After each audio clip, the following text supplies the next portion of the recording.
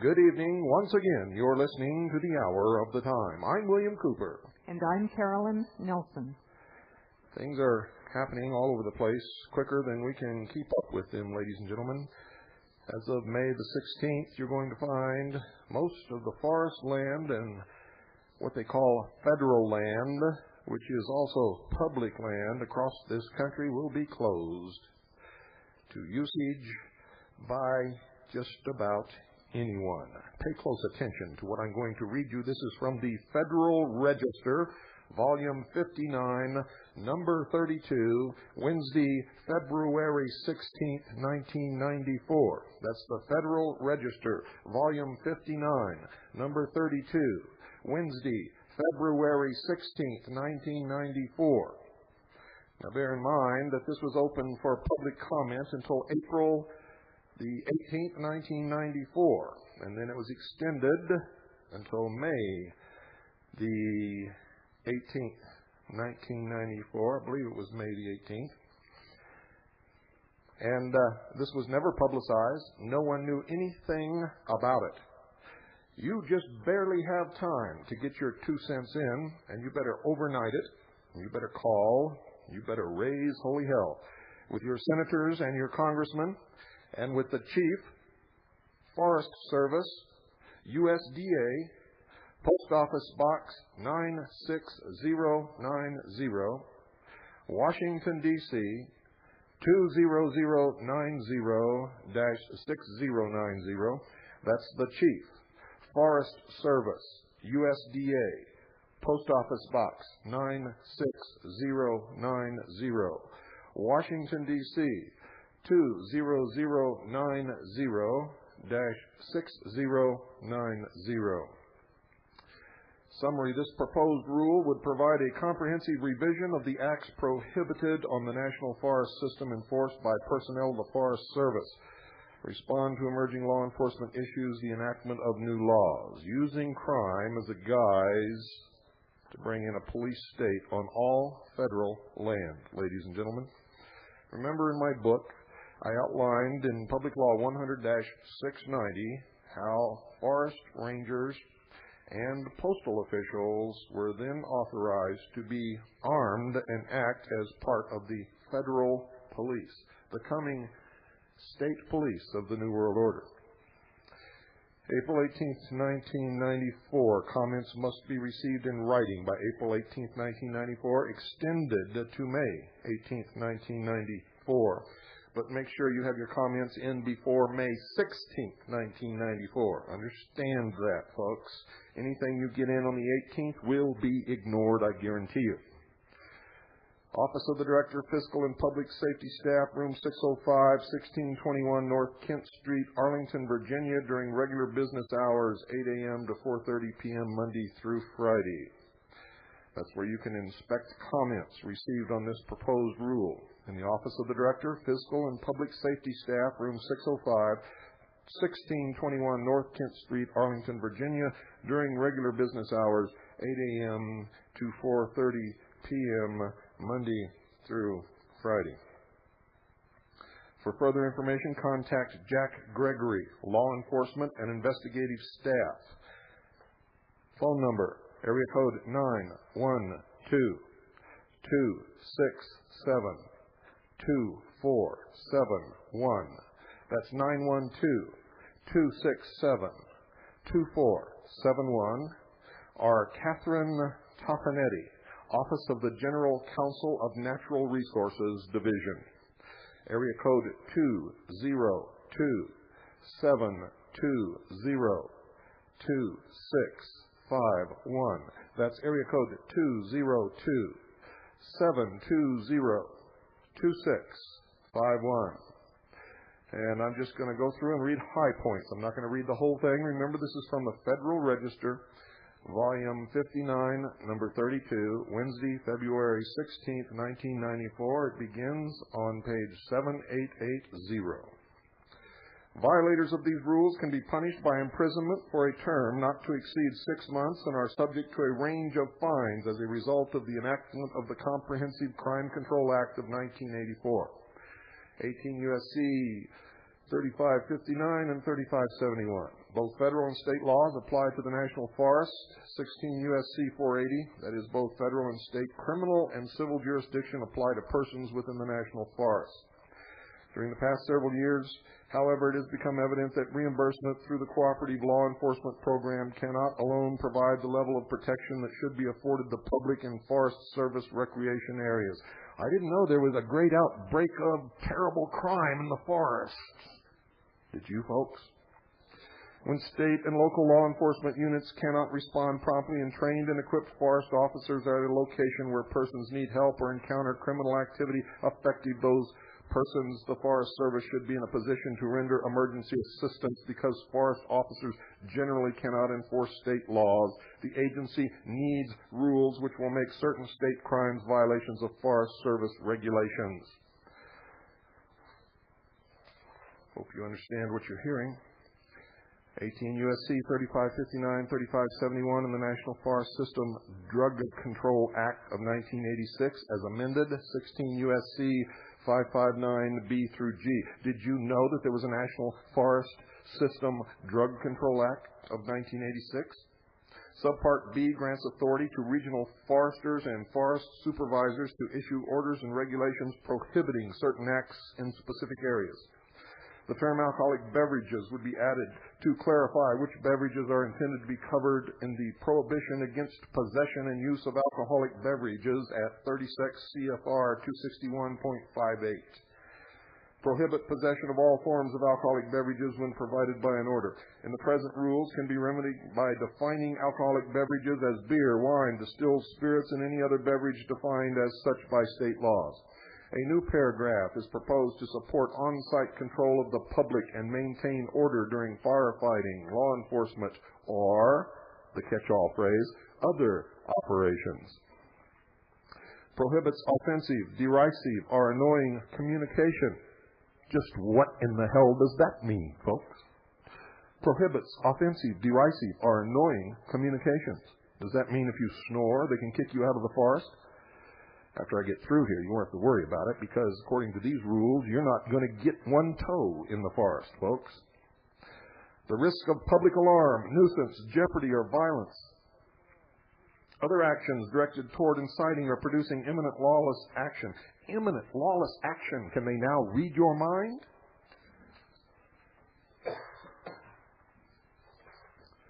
This is amazing. Make arrests under that act. The National Forest System Drug Control Act of 1986. Prohibit the possession of contraband. What is contraband? Well, folks, contraband is anything they say it is. Certain animal parts are unregistered automatic weapons. Some samples of included items would be certain animal parts are unregistered automatic weapons. A new paragraph would be added prohibiting being under the influence of any controlled substance or alcoholic beverage. And here's one, fire. Prohibits the firing of tracer or incendiary ammunition. The wording of the paragraph requires that a forest officer must prove that a person actually fired the ammunition. Expanded to prohibit the possession of tracer or incendiary ammunition as well. The possession of tracer or incendiary ammunition on the National Forest System can be harmful to persons as well as resources and is clearly not within the public interest. If persons are prohibited from possessing such ammunition, there is less likelihood of it being fired. Fish and Wildlife prohibits the hunting, trapping, fishing, catching, molesting, killing, or having in possession any kind of wild animal, birds, or fish. Did you hear that?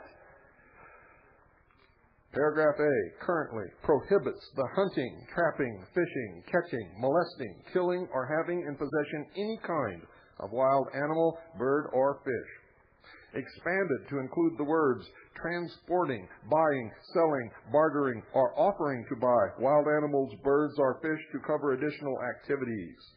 The revision would also add shellfish.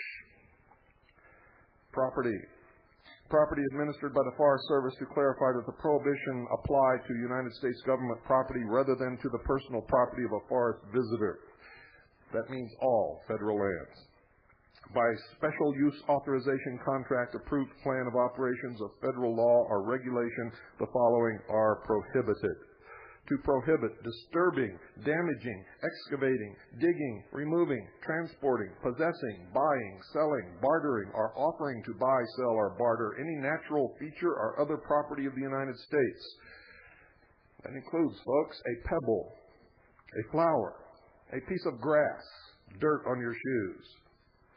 The paragraph would also include a corollary addition of the disturbing, damaging, excavating, digging, removing, transporting, possessing, buying, selling, bartering, or offering to buy, sell, or barter any plant that is classified as a threatened, endangered, or sensitive species, rare and unique with the term sensitive in order to reflect a change in agency terminology.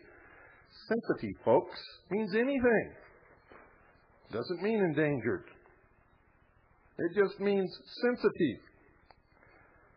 Occupancy and use of the National Forest System by persons or entities other than the Forest Service. The prohibitions in this section relate to occupancy and use of the National Forest System by persons or entities other than the Forest Service.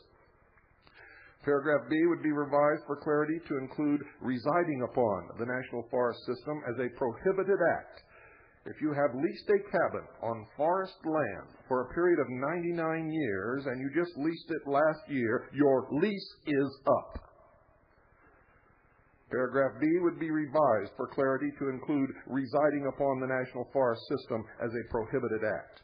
Paragraph D would be revised to remove the prohibition against the discharge of a firearm across or on a forest development road unless any person or property is exposed to injury or damage. Forest Development Road includes closed roads, traffic service, level D roads, and other similar roads that have little or no vehicular use. Because of the limited traffic, hunting along these roads is not considered to be a safety problem.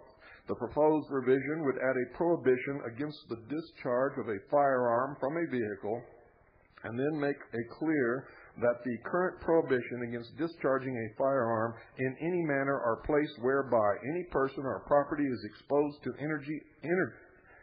injury or damage as a result of such discharge or use applies to any location in the National Forest System. In other words, if there's even a slight remote chance that someone may be somewhere in the forest, you are prohibited from firing or using any firearm. A new paragraph would prohibit outfitting or guiding on the National Forest System without a special use authorization or in violation of federal or state law. Outfitting and guiding be conducted under special use authorization due to the lack of a definition for the two activities. The approach taken in the proposed rule is to define outfitting and guiding at 36 CFR 261.2 and then to prohibit these activities without a special use authorization at 36 CFR 261.10. In other words, there's another license you got to get. A new paragraph G would require the use of seat belts. Seat belts. If you're in the forest, folks, you must have a seat belt. A single rule that would apply throughout the National Forest System. This provision will ensure the protection afforded by seat belts throughout the National Forest System regardless of individual state laws. Prohibitions in areas designated by order. This subpart grants authority to regional foresters and forest supervisors to issue orders and regulations prohibiting acts in specific areas. In other words, they can make their own laws. Orders, Subpart A, Paragraph E1 would be revised to include the words special use authorization, contract, approved plan of operation, and federal law or regulation as the list of either authorizing documents used by the Forest Service, or to make clear that the order may also exempt persons with authorization given by law or regulation, which means no matter what the authorization is that you have, they can negate it. They can tell you no. Paragraph M allows for the issuance of an order to prohibit the discharge of a firearm, air rifle, or gas gun. Under the proposed rule, this paragraph would be revised to read, discharging or possessing a firearm, air rifle, gas gun, or other device capable of causing injury to persons or wildlife, or capable of causing property damage. For example, the addition of the prohibition against possessing is necessary for wildlife protection at certain times of the year on different national forest units and for public safety in areas of higher visitor use, or when property would be easily damaged by firearms and other devices shooting projectiles. The addition of any other device is necessary to support the inclusion of devices such as starter pistols, crossbows, which can cause serious bodily harm or death if used. And finally, the addition of capable of causing injury to persons or wildlife, or capable of causing property damage, is necessary to specify more precisely the type of device to which the prohibition would apply. In other words, you can't take nothing in the forest that you could use to hunt or fish or trap, period. And not just the forest. Remember, this applies to all public and federal land under the supervision of the United States government. Paragraph B would adopt the new definition of alcoholic beverage proposed, prohibit the storage of personal property in any area outside of a national forest developed recreation site when prohibited by an order. A new paragraph would be added to enable a regional forester or forest supervisor to issue an order prohibiting the possession, storage, or use of glass, food, or beverage containers. Now, you can't take a Coke bottle in there, folks. You can't buy a Coke bottle in there. You can't have any kind of a glass storage or glass food or beverage container. A new definition section would be added to provide for definitions of law enforcement officer and special agent. The definitions are needed in the regulation to support the section on purchase of evidence. Purchase of evidence. I didn't know that they purchased evidence. When did they start buying evidence, and what in the hell are they talking about here? Because it's not clear at all. But they're talking about purchase of evidence. Be revised and combined with Section 262.3, which governs the purchase of evidence. This revision is proposed in response to requests of several Forest Service regions for a payment scale for purchase of information and evidence that reflects the gravity of the offenses investigated, such as violations of the National Forest System Drug Control Act of 1986, as amended, for example, amounts that special agents could be authorized to pay for information or evidence would be raised from $200 to $400 respectively to $500 for a single transaction, with other increase or changes proposed for the employees so listed. The agency's authority to make payments for evidence and information was affirmed in a decision of the Comptroller General dated April 29, 1971, and allows for payment to further any criminal investigation, notwithstanding the classification of the offense.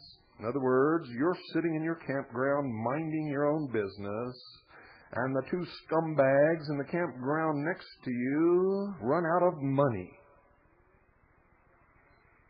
What do you think's going to happen now? Why, they're going to go sell some evidence against you to the forest rangers, just like they're already doing across this country. And what do you think's going to happen when somebody gets caught committing a crime? To turn state's evidence and get paid and get let off the hook, all they got to do is say, you did it, and testify against you in court. The title of this subpart would be Revised to read Administrative Impoundments and Removals, administrative remedies that may be taken by the Forest Service to impound and remove animals or personal property on the National Forest System. Criminal law enforcement procedures associated with impoundments and property seizures made pursuant to arrests and searches are not covered by the regulations and are contained in the Federal Rules of Criminal Procedure for the United States District Courts and the Forest Service Law Enforcement Handbook. In other words, they can take your property, your car, your rifle, your sleeping bags, your tent. And if it's anything like what they're doing in the rest of the nation, probably your children and your home and your RV and your land and your bank accounts. Paragraph D would be revised to allow the Forest Service to use unredeemed or abandoned personal property if it is needed for official use rather than having to offer it for sale. Which means if there's some forest agents who like something that you have, folks, and they don't have it, but they want it, they can just confiscate it from you, say that you were committing a crime, not press any charges, not go to court, no ruling by any judge, and the property is theirs to use as they wish. Remember Gordon Call? They wanted his land, so they went in and killed him. When are you going to wake up, sheeple? This is what they did in the Soviet Union. And we said that it could never happen here. Remember that? Removal of instructions. This section currently provides for the removal of vehicles or other objects which create either an impediment or hazard to the safety, convenience, or comfort of other users of the National Forest System. Who's going to be there using it? They've outlawed everything that you could possibly do in the forest. And I'm not done yet. Remove it. The rule would be revised to include a vehicle or other object which has been left in such a manner that it impairs or may result in the impairment of any area of the National Forest System or other areas under Forest Service control. Automobiles or other large objects left as junk in popular undeveloped recreation areas of the National Forest System. Who interprets what is junk? This doesn't specify how long it has to be there. It doesn't specify what condition it has to be in. What if you're driving a car that needs a paint job and you leave it somewhere overnight while you're hiking in the woods? Will it be there when you get back? Can you even hike in the woods? The Forest Service proposes to amend its rules governing prohibitions and law enforcement support activities in order to improve protection of public and their property. Update the rules to reflect expanded Forest Service law enforcement authority granted by statutory changes. Now Forest Service personnel are law enforcement personnel.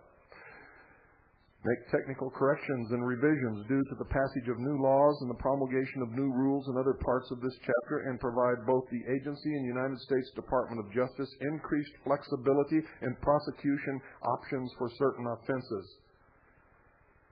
I wonder how long it will be before they also have a SWAT team and are wearing Kevlar vests and ski masks. What do you think? Executive Order 12-866, it looks like.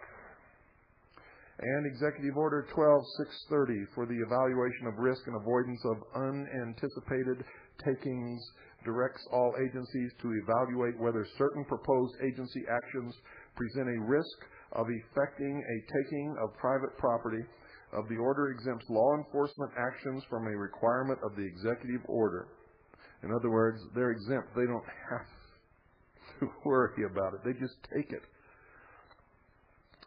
This proposed action involves additions and technical and administrative changes to prohibitions of activities on or affecting National Forest System land and resources, visitors, and employees. Section 2A3. The Department actively seeks to promulgate regulations that promote economic growth, create jobs, are minimally burdensome, and are easy for the public to understand, use, or comply with.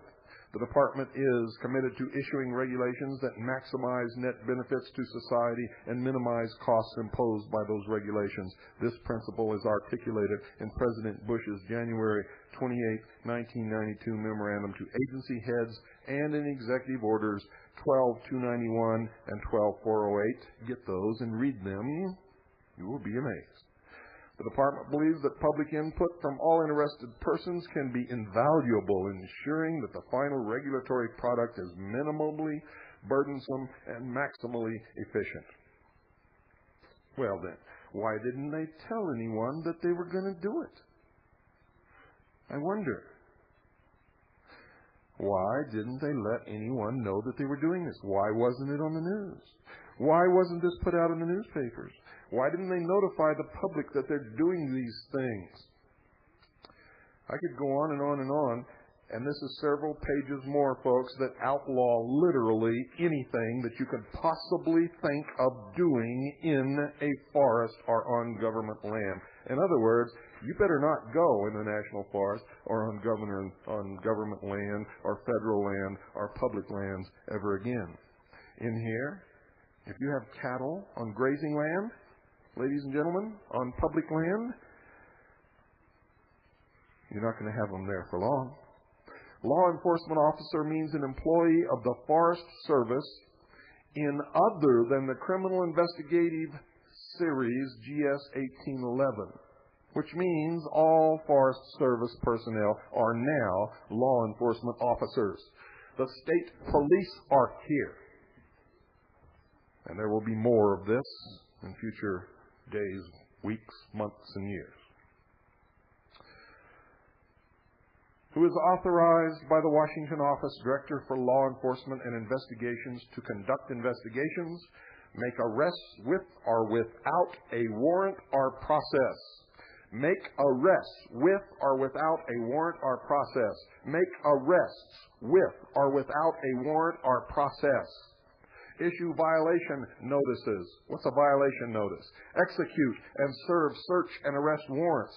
Carry firearms for law enforcement purposes and perform other duties as directed in connection with the enforcement or administration of all laws, rules, and regulations in which the Department of Agriculture, Forest Service is or may be a party of interest. The Forest Service, including the authority to conduct investigations, to execute and serve search and arrest warrants, to serve orders, subpoenas, or other judicial processes as directed, to carry firearms, make arrests, issue violation notices, and perform other duties as directed in connection with the enforcement or administration of all laws, rules, and regulations in which the Department of Agriculture, Forest Service is or may be a party of interest. Wake up, you stupid sheeple. Our country is gone. It has been gone for a long time. We are moving into the Soviet gulag quicker than you can wink.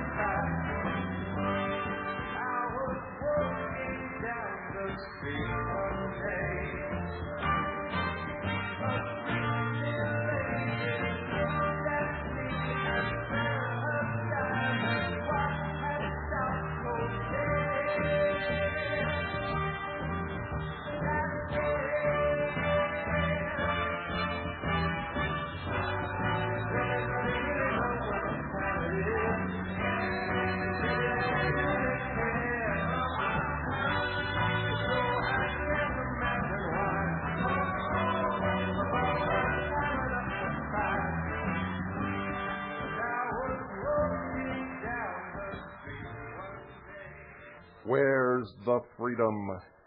It's not reasonable, ladies and gentlemen, to assume that the citizens of the 13 colonies who had fought a revolutionary war to absolve themselves of the centralized power and jurisdiction of the English king would shortly thereafter cede a comparable power and jurisdiction to the federal government. It's not reasonable at all.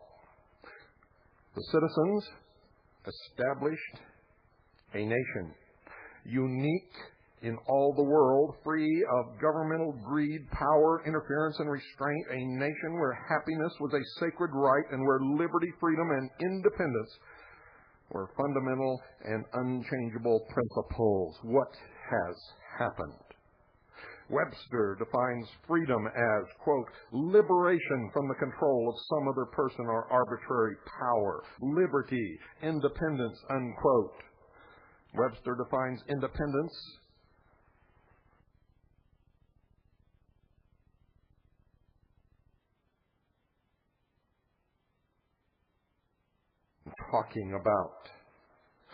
I'm talking about what our forefathers collectively formed.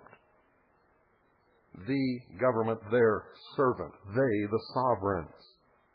The only purpose of government in the constitutional republic our founding fathers established was according to the Declaration of Independence, which most of you have never read, never paid much attention to, don't have a copy of, have no idea what it says.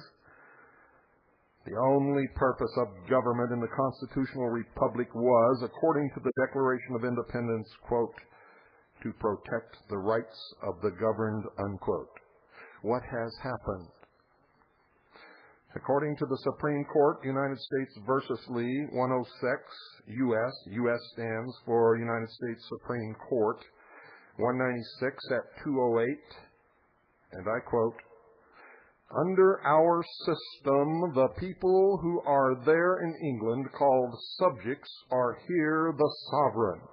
Their rights, whether collective or individual, are not bound to give way to a sentiment of loyalty to the person of a monarch. The citizen here knows no person, however near to those in power, or however powerful himself, to whom he need yield the rights which the law secures to him when it is well administered, unquote. Would you say that it is being well administered now? What has happened? I quote again, here sovereignty rests with the people, unquote. Chisholm versus Georgia.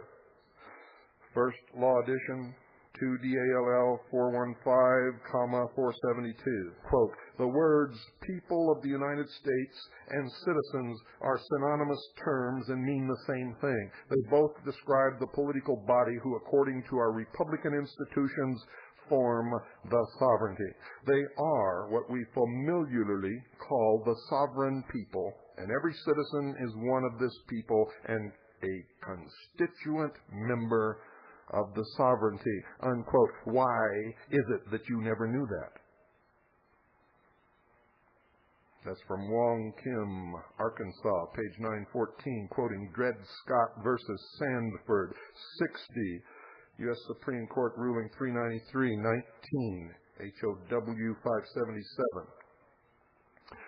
Sovereigns, ladies and gentlemen, are entitled to all rights which formerly belonged to the King of England. Although titles of nobility are prohibited under the Constitution, the courts have ruled on several occasions that the people, as sovereigns, are entitled to all of the rights and prerogatives of a king. Quote, people of a state are entitled to all rights which formerly belonged to the king by his prerogative, unquote. Lansing versus Smith, 21, 1.89. The word prerogative, folks, means, and I quote, exclusive right, a distinctively superior advantage, unquote.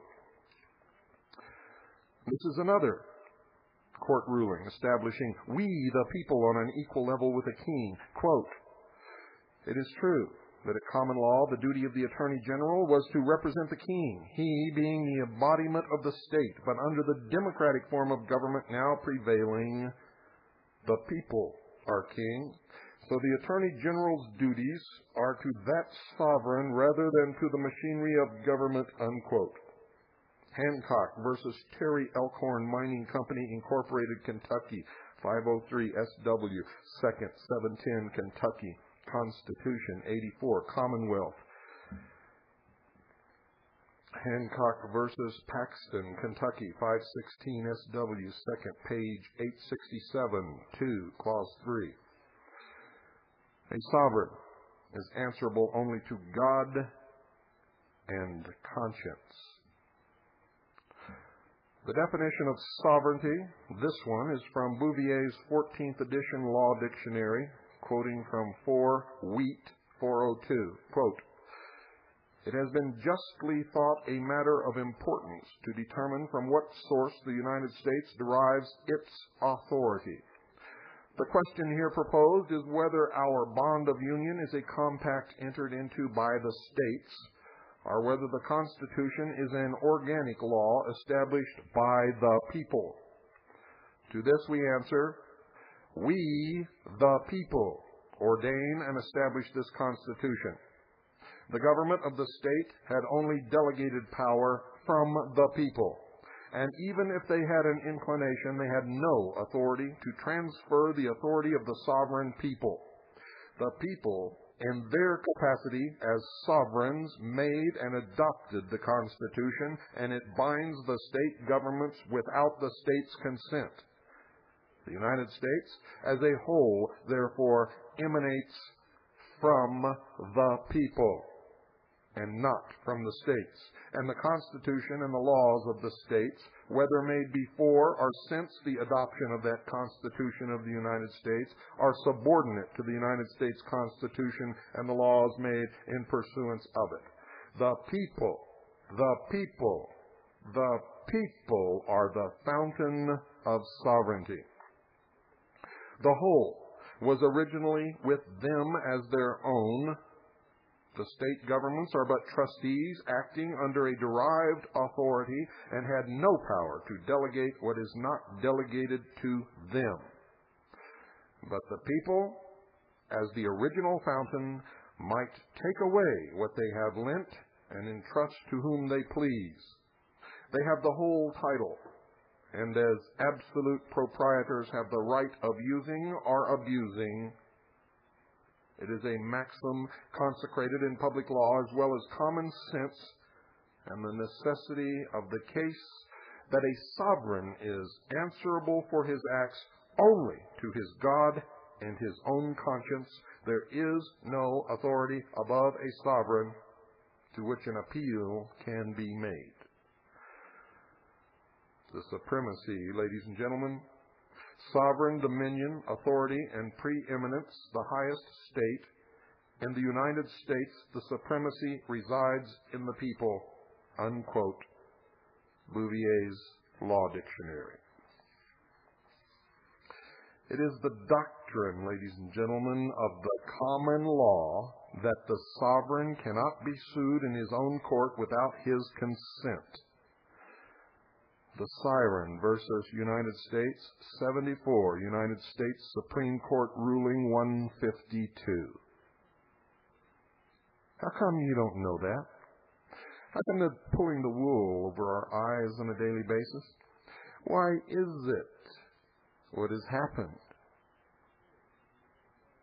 There is no power of inherent sovereignty in the government of the United States. There is no such thing as a power of inherent sovereignty in the government of the United States. There is no such thing. In this country, sovereignty resides in the people, and Congress can exercise no power which they have not by their Constitution entrusted to it, all else withheld. Juilliard versus Greenman, 110, United States Supreme Court decision, 421. Sovereignty itself is, of course, not subject to law, for it is the author and source of law. Yik Wo versus Hopkins and Wu Lee versus Hopkins, 118, United States Supreme Court Decision 356. Quote, under our form of government, the legislature is not supreme. It is only one of the organs of that absolute sovereignty which resides in the whole body of the people. Like other bodies of the government, it can only exercise such powers as have been delegated to it, and when it steps beyond that boundary, its acts are utterly void. Billings versus Hall, 7 CA 1. Quote, in Europe, the executive is synonymous with the sovereign power of a state, where it is too commonly acquired by force or fraud, or both. In America, however, the case is widely different. Our government is founded upon compact. Sovereignty was and is in the people, unquote. Glass versus the Slope Betsy, 3rd Dial 6. The government of the United States that we, the sovereign people, created and entrusted to protect our fundamental rights has misled us, has deceived us, has lied to us into believing that the government is sovereign and we, the people, are persons subject to United States jurisdiction. Now what, I ask you, is their motivation for this mass deception, this manipulation, this great lie? The Supreme Court has ruled that the rights of sovereigns cannot be taxed or regulated by the government. In law, the person is generally a juristic or corporate entity without rights. A human person is called a natural person. By creating a legal term for person that excluded the sovereign, the government has been able to create vast volumes of governmental rules and regulations for the person to pay income tax, property tax, license and registration fees, business license fees, marriage license fees, dogs license fees, etc. It is also this person that the government can jail as an incentive to comply with its codes. The sovereign is not the legislative person, but they have convinced you that you are. The term person does not include the sovereign. Since in common usage the term person does not include the sovereign, statutes not employing the phrase are ordinarily construed to exclude it. United States versus Fox, 94, United States Supreme Court Decision 315. The sovereignty of the state resides in the people thereof. California, Title I, Article 1, Section 100. Quote, while sovereign powers are delegated to the agencies of government, sovereignty itself remains with the people by whom and for whom all government exists and act. Yik Wo versus Hopkins and Wu Lee versus Hopkins, 118, United States Supreme Court Decision 356. Quote, state governments are but trustees acting under a derived authority of the people, unquote. 4 Wheat, 402. The Articles of Confederation, which were not repealed by the Constitution. Did you know that, folks? The Articles of Confederation were not repealed by the Constitution. State this. Article 2.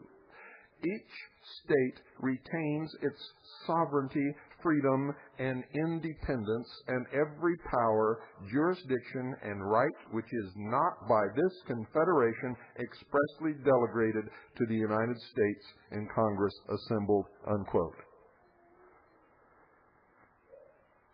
Quote, each state declared itself sovereign and independent according to the limits of its territory. The soil and sovereignty within their acknowledged limits were as much theirs at the Declaration of Independence as at this very hour, unquote. Harcourt versus Gilliard, 25, United States Supreme Court Decision, 12 Wheat, 523, 526, 527. The original several states were each separate, independent, and proud nations who vehemently valued their freedom. They fought and died in a revolutionary war to sever their ties as subjects of the King of England. As previously stated, their purpose was to establish their independence as sovereigns. The states jealously guarded their own sovereign rights, powers, jurisdiction, and land. Why is it that most of the land in most of the states, of the several states of the United States, is owned by the federal government? How did that happen? They haven't paid anyone for it. The states refused to cede their newly won sovereignty to a federal government and be subject to another jurisdiction. The citizens of the states, however, thought that it would be advantageous to the general welfare of the states to delegate certain responsibilities, such as uniform monetary creation, which was to be in gold and silver, defense and postal services to a federal government, other than the very limited and reclaimable cessions of powers delegated to the federal government as specified in the Constitution. The states maintained the same independent sovereignty that they had under the Articles of Confederation. The only concession of lands made within the states to the federal government were lands or enclaves essential for the operation of the federal government. Article 1, Section 8, Clause 17 of the Constitution gave the federal government exclusive sovereignty and jurisdiction over only the District of Columbia and the territories and possessions belonging to or ceded to the United States.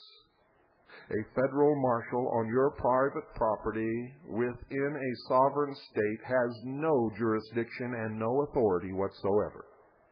Neither does the BATF, neither does the Federal Bureau of Investigation, neither does the Post Office Department or the United States Forest Service, and public lands belong to we the people, not the federal government.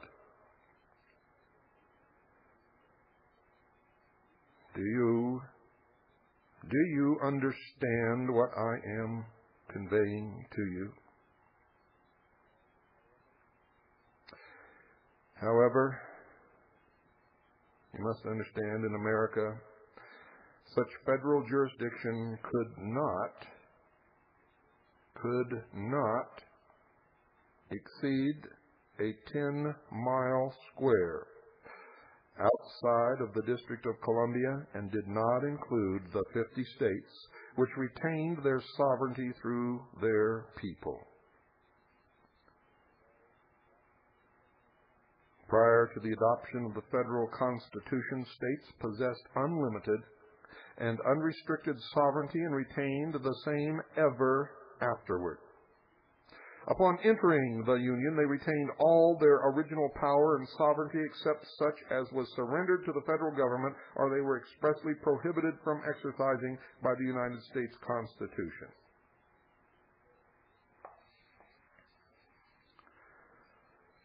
Now, listen very, very closely, for I'm going to outline for you the limited powers of the United States.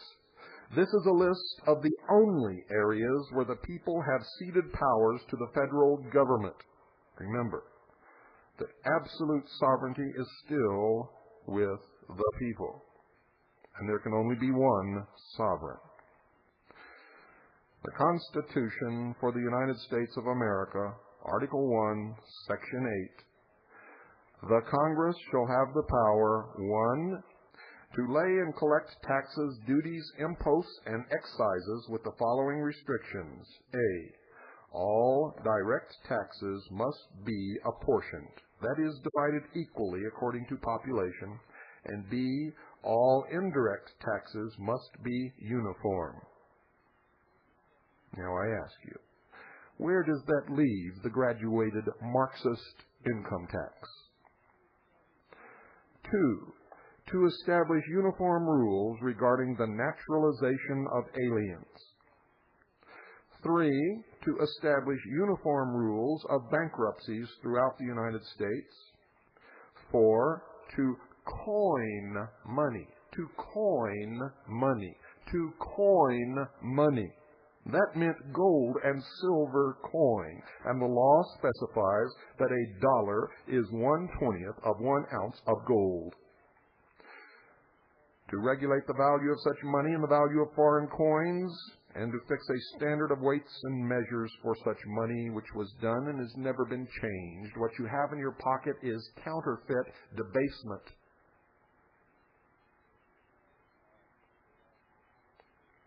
5, to provide for the punishment of counterfeiters of United States coins and securities, and the law says the punishment for the debasement of the monies of the United States of America is death. Yet I see no officers of the Federal Reserve hanging from any gallows, where they should be hanging at this moment.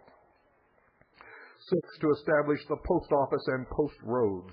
7, to promote the progress of science and useful arts by securing for limited times to authors and inventors the exclusive right to their respective writings, in effect copyrights and discoveries or patents. 8, to constitute tribunals or courts inferior to the Supreme Court. To define and punish piracies and felonies committed on the high seas. To define and punish offenses against the law of nations. To declare war. To grant letters of marque, letters of retaliation and reprisal. To make rules for capturing the enemy on land and water. To raise and support armies. To appropriate money for the military. No appropriation of money for the military shall be longer than 2 years. Now understand what I'm telling you. For 15 is to provide and maintain a navy, and the navy is the only authorized standing military force that is constitutional. Number 16 is to regulate the land and naval forces. Number 17, to call forth the military to execute the laws of the Union and to suppress insurrections and repel invasions of the enemy. 18, to organize, arm, and discipline the military, the appointment of officers and training of the military as prescribed by Congress was reserved to the states. The states. Yet the appointment of officers and training of the military is not being done by the states, therefore guaranteeing their treason when they are ordered to move against the sovereign citizens to bring about the one world government.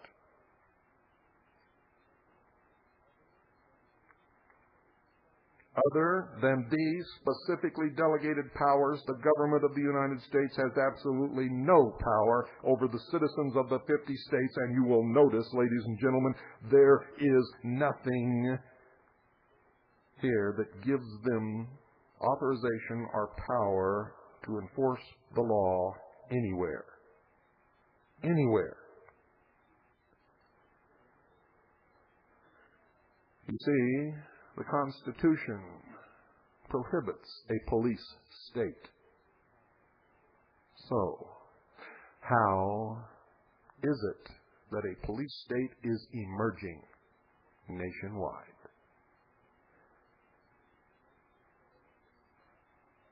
The United States government may not assume powers not specifically granted to it by the people. Also, the people, as the absolute sovereigns, may take back any powers it has delegated, and it is time for us to do that. I must warn you, though, there will be no political solution, there will be no relief in the courts. If we are to maintain our freedoms, if we are to reinstate the Constitution as the supreme law of the land, legally within the law, it will be by the means that our forefathers left for us, exercising our rights and powers guaranteed to us by the second article in Amendment, all power. As Mao Zedong once said, he did say something right, folks, all power emanates from the barrel of a gun, and the moment you give up your guns is the moment you cease to have any power in this entire world. Good night. Wake up, and God bless you all.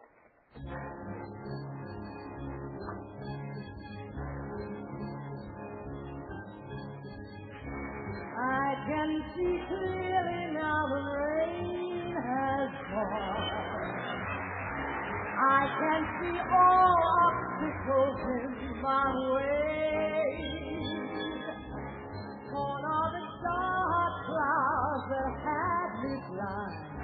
It's gonna be a bright, sunshiny day. It's gonna be a bright, sunshiny day. I can make it now. If you would like to learn the real, true law and regain your personal sovereignty, stand as a king in your own right. Send for Vultures and Eagles Clothing, $43, to P.O. Box 1420, Sholo, Arizona, 85901. That's Vultures and Eagles Clothing, Post Office Box 1420, Sholo, Arizona, 85901. Make your checks or money orders out to Annie, A-N-N-I-E, and address your letters to Caji, C-A-J-I. We also have another excellent book that will help you in your efforts to regain your status as a sovereign king in your own right. The name of that book is Goodbye April 15th. It also is $43. With Vultures and Eagles Clothing, you get the right with your purchase to resell the book and earn your money back by helping to educate others.